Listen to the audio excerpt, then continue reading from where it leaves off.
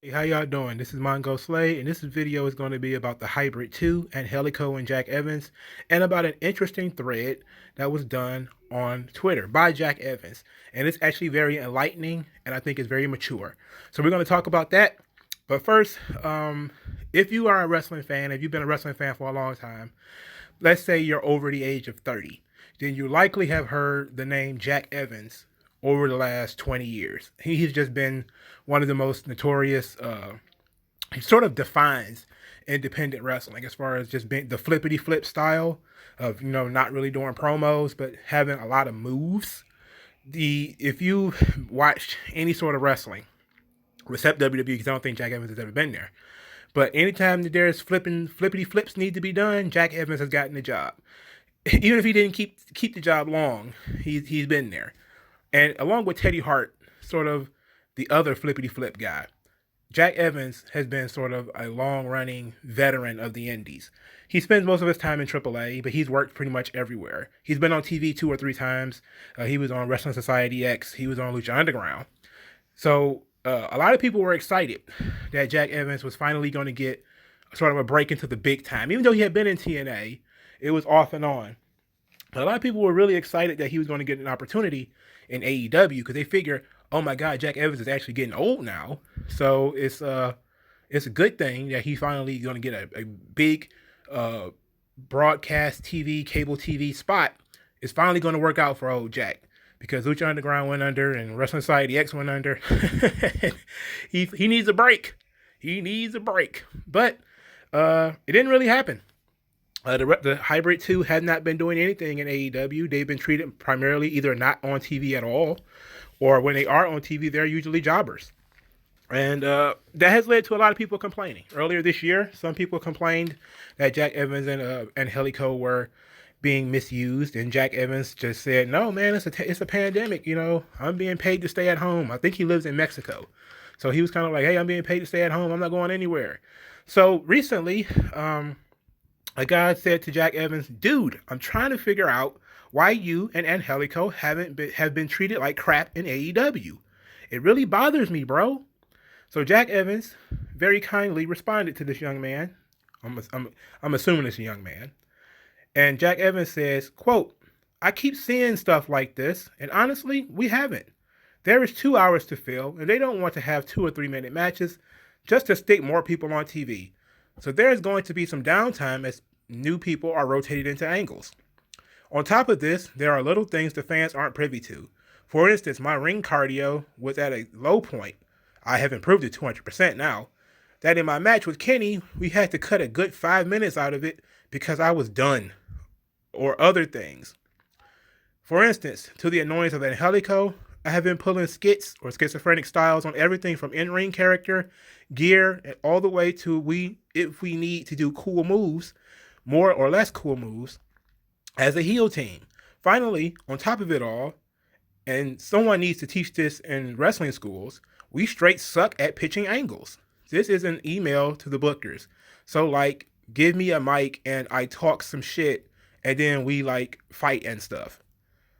Which, when you have a booking crew that is already overloaded, they want something a bit more concrete than that. So there is much more that goes into who gets a push and who doesn't than people think. And when you have limited TV time and everyone wants it, you have to be sure that whoever you are giving that TV time or that push to, that you are ready to go on all cylinders. And up until recently, we haven't been, or at least me. And Angelico has been pulling his hair out waiting. I love this. I love this for 3 reasons. One, he's taking responsibility for the group. He's the older of the two. Jack Evans is 38, and Angelico is 33. He's the one who's known in the United States. So he's taking the responsibility for basically holding the group down, the team down, you should say. 2, this is a heavy self-criticism for Jack Evans. He talked about his cardio being shit in this thing, which is something nobody ever says. Nobody ever criticizes their own performance. It would have been very easy for him to say, "Oh yeah, you're right," and that would have been it. But he talks about all of these, and the third thing is he talks about all of these things that he has been trying to change and things that he's been looking at and considering.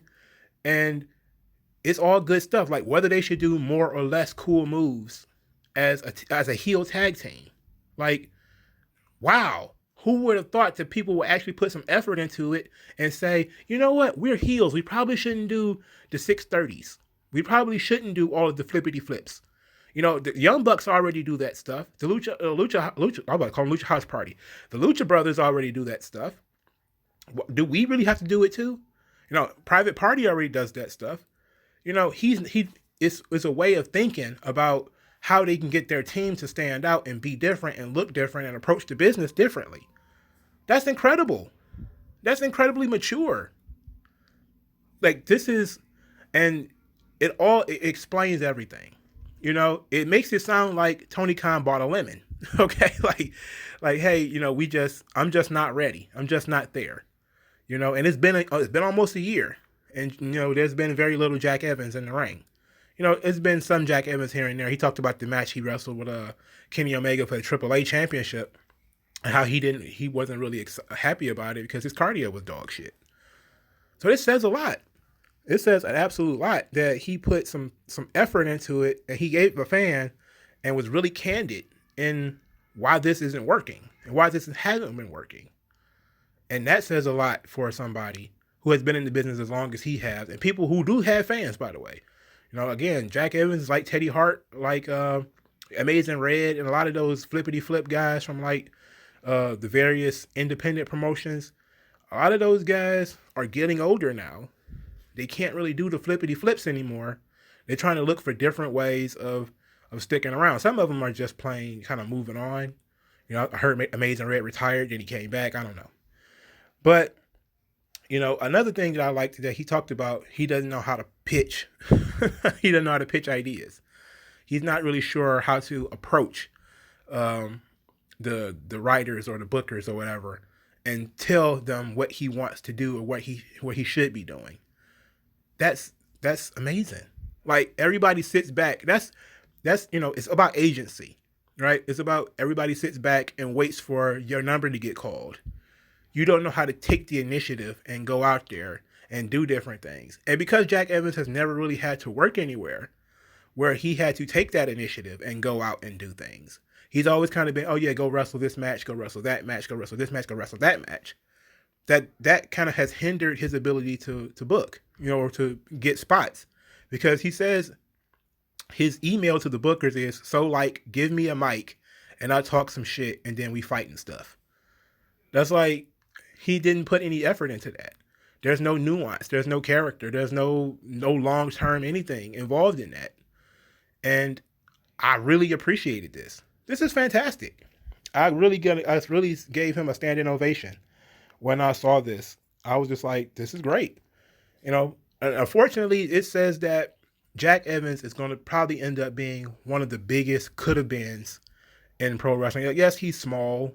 He's always been small. He's like the same size as like the Adam Coles and the Daniel Bryans and all those guys. But he's always been sort of lean, so on the skinny side. And that's not really, well, in some places, he could have been a great opponent for like an AJ Styles and during the TNA days and stuff like that. But, you know, now he's almost 40. It's kind of, you know, difficult to say like, damn, this guy could have been something. You know, and maybe if his head was screwed on right, you know, most of his life, he might have been up there. But I really kind of had some ideas. Like when it comes to the Hybrid 2, you know, Angelico is another amazing athlete. He's very lean, very skinny. Also did a lot of work in AAA. He's actually South African. Angelico is known mostly for the crazy leaps he used to do in Lucha Underground. He used to do those crazy jumps off of those really high places. Like, that was sort of his staple. And he can really do that. But look, AEW has a bunch of guys doing that stuff. The thing about the Hybrid 2 is essentially they're the Young Bucks. Except they are the Young Bucks without the Meltzer propaganda behind them. So you have a team that is sort of just like so many other teams on the roster. So you have the Lucha Brothers and Private Party and everybody doing all of these and crazy, insane flips. And then you have Jack Evans, who's known for doing crazy, insane flips, and Angelico, who's known for doing daredevil jumps off of high places. They do seem very what's the word I'm looking for? Derivative. They seem like just another team, like all those other teams. So how do you make them special? How do you make them different? So I put some thought into this. And I said to myself, well, it's really quite simple. Upon the creation of the Inner Circle, it should have just been Jack Evans and Angelico and Chris Jericho. And then you could have had Sammy Guevara. And then you could have had Jake Hager as the heavy. Now, I know that for a lot of people, they're like, well, what about Santana and Ortiz? I'm like, well, Santana and Ortiz didn't fit with Jericho anyway. You know, Jericho is an arrogant heel. And Angelico and Jack Evans and Sammy Guevara are all arrogant heels. You could have had that group as an arrogant heel group to counteract the elite. And you know, there's a lot of similarities between the two, like the yin and the yang. You got to have a good and a bad.